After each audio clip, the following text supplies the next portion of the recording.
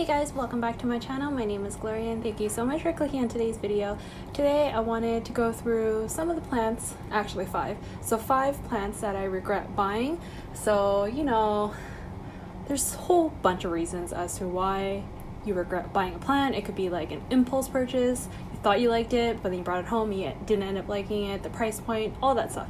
So I'm going to be going through all of that with you guys today. But before we do so, make sure you hit the subscribe button so you don't miss out on any of my new videos. And yeah, let's go ahead and get started. So first off, I'm going to show you the one that's right here. So this was featured in my monthly collective haul. I think it was in May actually. So this one is my Dischidia rucifolia. So it's the million hearts plant. So that's how it looks like, and it's just supposed to be a Hoya cousin. So essentially they're supposed to be really succulent leaves. They're supposed to be kind of faster growers and easier plants compared to Hoyas. So I thought, because I love Hoya so much, I'm probably gonna like the Dischidia family. No, I don't think I did. I spent $20 on this plant, and honestly it hasn't done much of anything for me. I see some new growth on some of the vines, maybe like a few of them, but otherwise it's just looked the exact same. And it actually has some leaves that just have been breaking off. I don't know. So I'm clearly not caring for it correctly, and I don't know. I'm thinking of maybe selling this, but I haven't completely decided yet. But yeah, so far I'm not really feeling the Dischidia family, and I think I'll just stick to my Hoyas for now. That one lives in my north-facing window on my windowsill, so it gets, you know, decent lighting. I don't see a problem with it. I don't overwater it, but it just hasn't really done much of anything for me. So plant number 2 is actually this one. So this one is my Chinese evergreen. It's an Aglaonema, and I think the variety is Moonstone.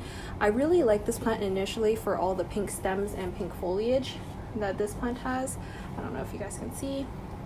It's really beautiful actually, but what I think happened is I overpaid for this plant, so that makes me not like it as much. I don't know if that happens with you guys, but when I get a plant that's like a really good deal and I bought it at a great price, I love it so much more. But when a plant's expensive and you think you paid more than what the plant was worth, it makes you like it less.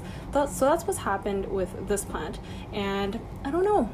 It's grown perfectly fine for me. There's been no issues. I just feel like I paid too much for this plant. This one I paid $30. It's in a 6-inch pot, and it's a pretty common variety. It's an Aglaonema. I think I regret buying this.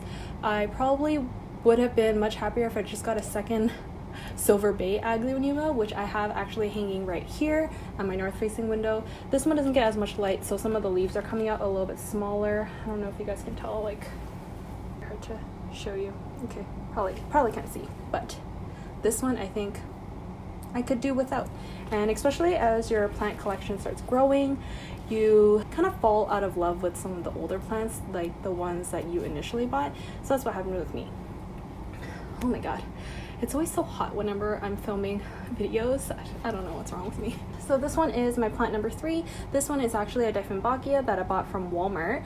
It was initially in, I think, a 3.5-inch pot, and it was only $5, and it came, you know, very beautiful, a lot smaller, probably half the size.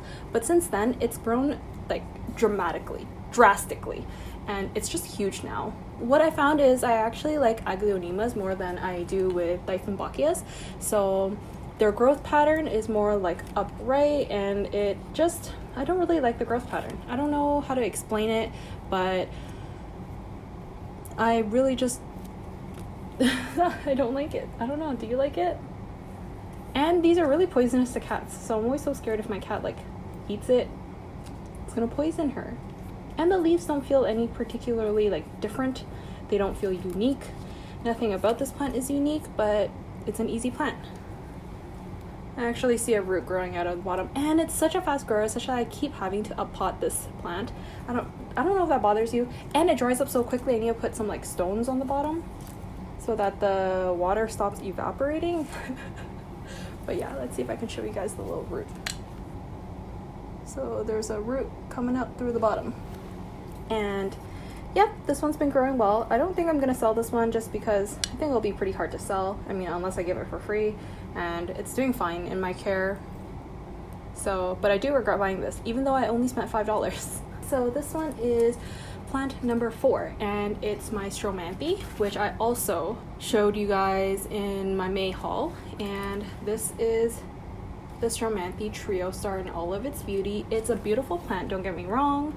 I just don't think I have the space for it. It, as you can see, during the day when it's all spread out, it's humongous. The leaves are so long that it pokes all my other plants, and then at night it closes up. So I think this plant moves a little bit too much. I mean, I know all the plants in the prayer plant family, they move from day to night as you get more or less light, so it closes up at night and opens during the day. But when this opens up, it just takes up too much space, and space that I don't have.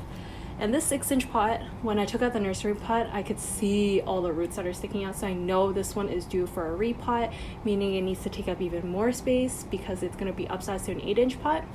So what actually happened is I sold it. Yes, I did, guys. I bit the bullet and I sold this beautiful plant. I didn't make money off of it because that wasn't my intention. I just, you know, was having my regrets on this plant, and it decided it was time to give it to another fellow plant lover who actually enjoys Stromanthes. So this one, she's going to be picking it up in the next couple of days, so this is my last few moments with this plant. And to be honest, I think I might miss it, but more space for other plants. So this one is the Stromanthe triostar. There's like, I think about 5 or 6 little plants in this one pot, so it's a hefty one. So last but not least is my arrowhead plant. So this one is my Syngonium white butterfly.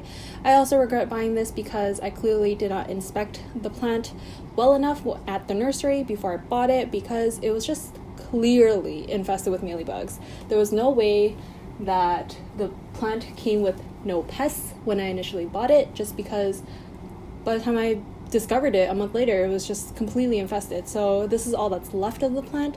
Although I didn't really pay much for it, I mean, it was only, I think, $8 for an 8-inch pot. It was just so stressful dealing with my first infestation, and I don't know, it makes me really not like this plant anymore because I was so traumatized by the mealybugs. And yeah, there's always like yellowing leaves, even when it's growing in water, so I'm not really understanding it. I think this plant just needs too much water for my care. I'm gonna stick more with like my Hoyas, my philodendrons, monsteras, you know, plants that need less water and less care that I cannot provide. So yeah, this one is my Syngonium that's currently propagating water.